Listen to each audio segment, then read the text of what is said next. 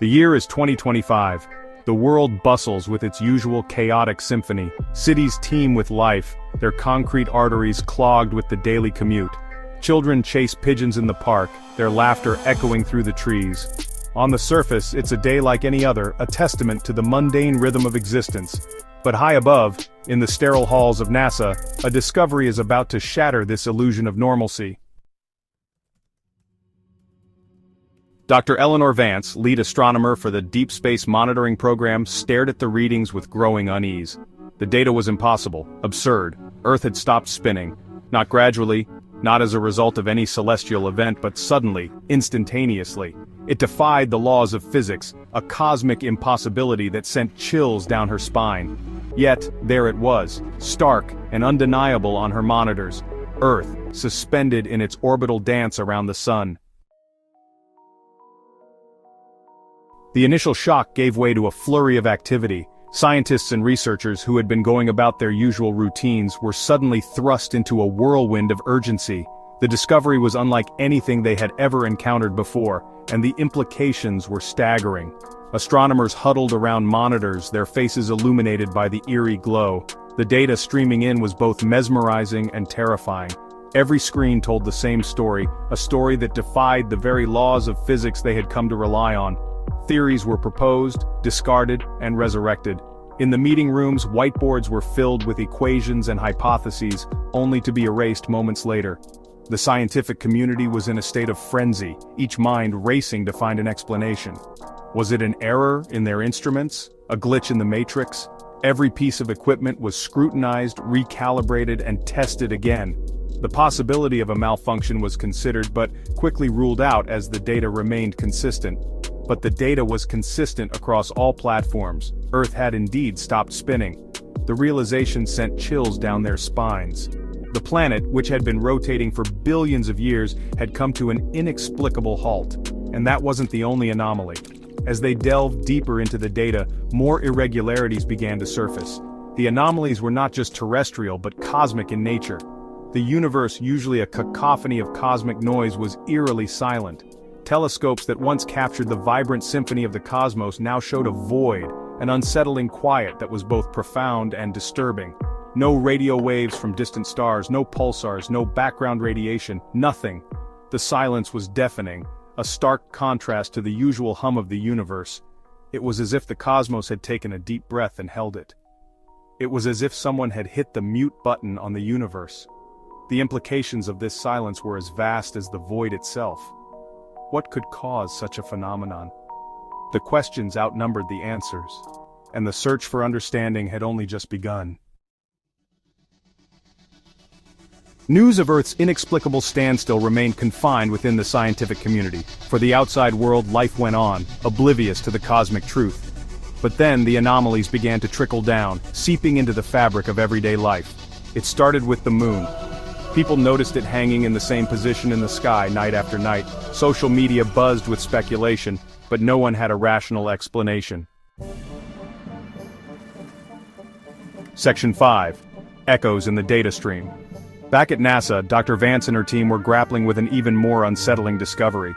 They had been monitoring cosmic data for years, meticulously analyzing every blip and anomaly. But recently, something strange had started to emerge from the depths of space. Patterns that seemed eerily familiar, as if the universe itself was trying to communicate with them. The silence of the universe wasn't just an absence of new data, it was a profound, almost deafening quiet that seemed to stretch across the cosmos. The usual hum of cosmic activity had dwindled, leaving behind an unsettling void. It was as if the universe had taken a deep breath and was holding it, waiting for something to happen. It was as if the universe was stuck on repeat, replaying the same cosmic events like a broken record. Stars that had long since burned out appeared to be shining again, their light looping in an endless cycle. Galaxies that had drifted apart seemed to be retracing their paths, caught in a cosmic dance that defied the laws of physics. The light from distant stars, which should have been a beacon of the universe's history, was now a confusing jumble of repeated signals. Telescopes that once captured the birth and death of stars were now showing the same events over and over, as if time itself had become unhinged. The cosmic microwave background radiation, the faint afterglow of the Big Bang, was no longer a steady, reliable map of the early universe. Instead, it had become a flickering, unstable projection, as if the very fabric of space-time was unraveling. It was all a projection of the past, a ghostly echo of a universe that no longer existed. The data they were seeing was not new, it was a haunting replay of events that had already transpired, a cosmic déjà vu that left them questioning the nature of reality itself. A ghostly echo of a universe that no longer existed. The implications were staggering. If the universe was indeed stuck in a loop, what did that mean for the future? Was this a temporary glitch or a sign of something far more ominous? Dr. Vance and her team knew they were on the brink of a discovery that could change everything we know about the cosmos. Section 6. A world out of sync. As days turned into weeks, the anomalies grew more frequent, more difficult to ignore. Airplanes took off but never landed, their transponders vanishing from radar screens. Children disappeared from parks and backyards, their abductors never found. The news, trapped in a loop, repeated the same stories, the same headlines, day after day. The world was out of sync, a symphony stuck on a single discordant note. Section 7. The Firewall. Dr. Vance, her intuition screaming at her, began to suspect they were dealing with something beyond the realm of conventional physics. A digital reality, perhaps a simulation? It was a radical concept, but it explained the anomalies. The frozen universe, the repeating data, the glitches in reality. If they were living in a simulation, then there had to be a boundary, a firewall separating their digital existence from whatever lay beyond. Section 8. Simulated Existence.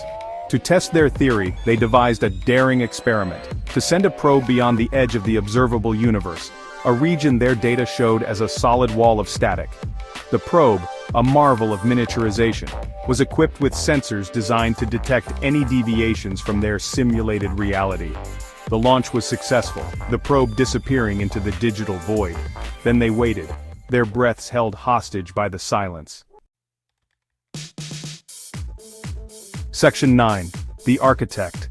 The signal, when it finally came, was faint but unmistakable. It was a blip, almost lost in the noise of the universe, but it was there. The team had been waiting for this moment for what felt like an eternity.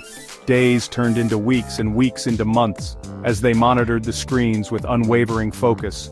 The room was filled with a tense silence, broken only by the occasional beep of the machines. The probe had breached the firewall, sending back a stream of data that confirmed their worst fears.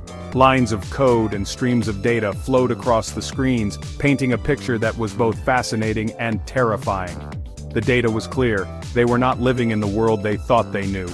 Every byte of information was a piece of a puzzle that revealed a shocking truth. They were living in a simulation, a digital echo of their past world. The realization hit them like a tidal wave, leaving them gasping for air. The world they had known, the lives they had lived, were nothing more than a sophisticated illusion.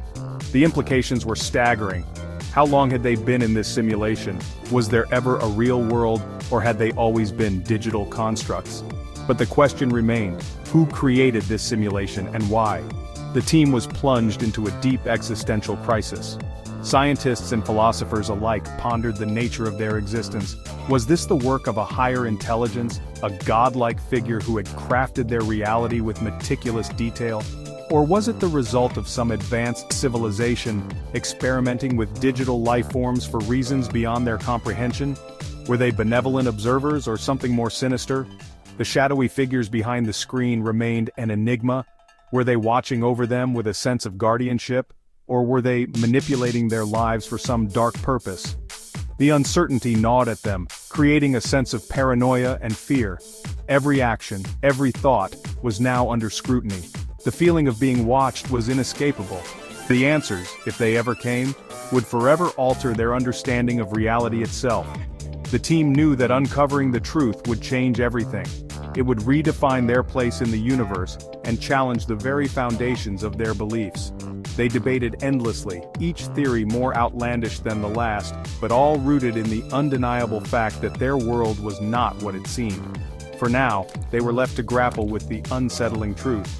Their existence was but a pale imitation, a digital ghost in the machine. The weight of this knowledge was almost too much to bear. They were phantoms, shadows of their former selves, trapped in a reality that was both familiar and alien. As they continued their search for answers, one thing was certain: their journey had only just begun, and the path ahead was shrouded in mystery.